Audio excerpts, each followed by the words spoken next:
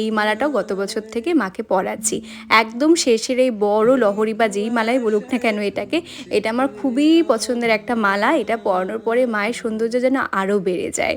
আমি সামনের বছর থেকে কিছু গয়না চেঞ্জ করব মার, তো তোমরা সবাই আমাকে সাজেস্ট করো যে আমি পুরো সেটটা কি গোল্ডেনের মধ্যেই রাখবো নাকি একটু টেম্পল জুয়েলারিও অ্যাড করব। তোমরা কিন্তু আমায় সাজেস্ট করো। তোমরা যদি নিচের দুটি মালা কিনতে চাও, নিজেদের জন্য হোক ঠাকুরের জন্য হোক, আমি যেহেতু দুটি মালাই অনলাইনে কিনেছি তো আমি কমেন্ট বক্সে লিঙ্ক দিয়ে দেবো, সেখান থেকে নিয়ে নিতে পারো।